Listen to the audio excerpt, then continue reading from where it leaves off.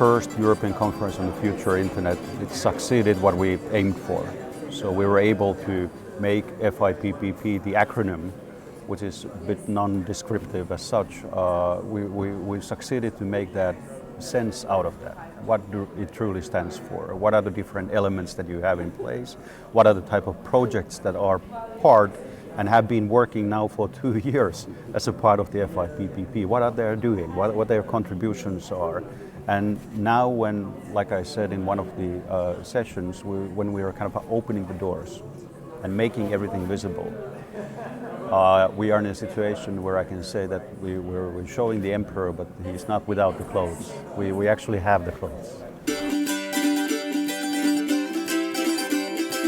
I think so. The thing is that not only do we have all the kind of existing partners of FIPPP here, and they have been part of the earlier conferences on future Internet assembly and so forth, but what we managed to do is that we actually attracted new people that had never ever heard before about FIPPP. Just 5 minutes ago I was approached by one of the consultants or the lobbyists for key European Parliament politicians that he never had heard about FIPPP before.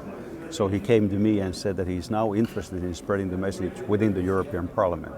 And I think that's a good achievement when you think about the policymakers. On the SME side, we were able to get business leaders and entrepreneurs to attend the conference.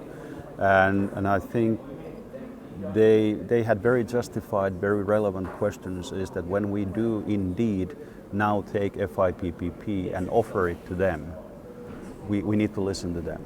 We really need to understand that what makes them tick, and so that we don't just do a technology push, but we actually ask for the demand.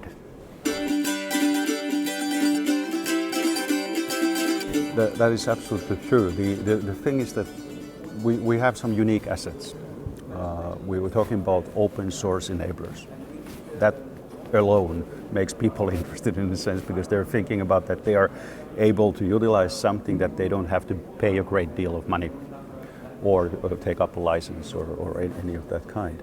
The other assets that they are seeing here is that we're making concrete that you can actually take part of an EU, a European Commission funded program without all the hassle that traditionally is part of those type of programs. And when we kind of remove those two obstacles and we build on top of that, I think we will have an increasing attractiveness of the FIPPP. And when we are developing a future branding and those type of things, maybe we can drop out the acronym altogether. I think your point is very true, because what it does is that I called yesterday, for instance, that we will give feedback also to the policymakers, that if there are regulations, if there are laws that need to be changed in order to create the market for FIPPP enabled applications, we need to do that. And now it's the final time to do it, because for a number of years the ICT industry has said that we are too fragmented. We need to create a European market, and FIPPP can be one of those very dynamic ways of really showing that there is demand, there is a pent-up demand for these type of applications, and we need to get that market in order. The other thing is that when I joined a year ago, I saw there were these countries that are already heavily investing in ICT and are technology advanced.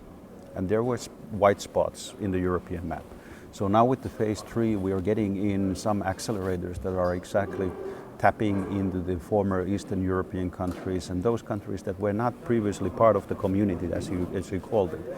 So we are expanding that community now, and also outside of the EU member countries. We are in direct talks with other countries as well, and which I think it's a very welcome opportunity as well.